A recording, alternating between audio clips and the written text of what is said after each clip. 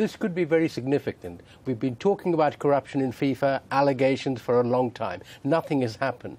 Sepp Blatter is still there, despite the fact that if you go around the circuits, after dinner speaking circuit, the moment you mention Sepp Blatter's name, everybody falls around, though they might not know what FIFA does or how it involves. He's become a bit of a joke figure. Now, what we know is that it's when the sponsors, the people who really bring the money, and FIFA, let's remind ourselves, gets most of his money from television and sponsorship. It's when the sponsors start making noises, that is when the wallet is hit. And we've seen this with the IOC.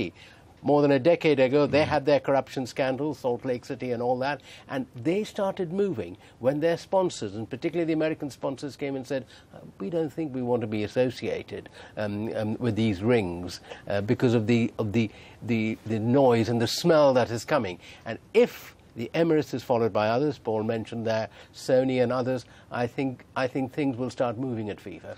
But the problem is, though, I guess, for those people who want to see change within FIFA is that there are always going to be plenty of other people to take their place. I mean, Paul mentioned Qatar Airways taking the place of Emirates. If Sony go, it's rumoured that Samsung are waiting in the wings. I mean, this is the issue, isn't it? There's always going to be someone who will want to give FIFA their money. Yes, that is a problem. FIFA is marketing a world product. There are world sponsors, not just in America. America tends to be much more aware, if you like, of the reputational damage, and most of the IOC sponsors were from America, so that was the big thing. Here there are sponsors out in Asia, out, in other parts of the world who may be less concerned. But I think if this gains momentum, it does have a knock-on effect, and that is what we'll have to see. Whereas this Emirates thing, if it is followed by Sony, if there's a knock-on effect, and if FIFA can't decide, and the other factor to be taken into account is Sepp Blatter is going to stand again. He's not stepping down, so there is no change in leadership. So there is no sign that FIFA is moving on in any way. It's still the same old thing going on. So that may have,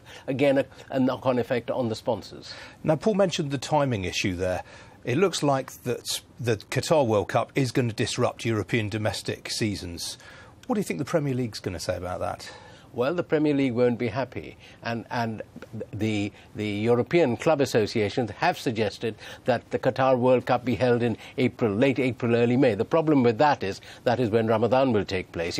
That is a huge thing, and how they could hold the World Cup even towards the end of Ramadan is difficult to imagine. And I think the only way out of this, and this may be a solution, is for Qatar to say, and money is no problem for Qatar, that we will compensate you financially, because Qatar wants the World Cup. I mean, this has become, as Paul said, a mess of FIFA. They knew what the summer temperatures in Qatar were. It's not a major mystery that in June, July you can't play. But then Qatar, forced against the wall, if you like, by FIFA saying you've got to have it in November, December or January, February, might say, well, OK, we will compensate all the clubs. And then if the clubs get the money, they might say, well, it's a bit of dislocation, but we haven't lost out.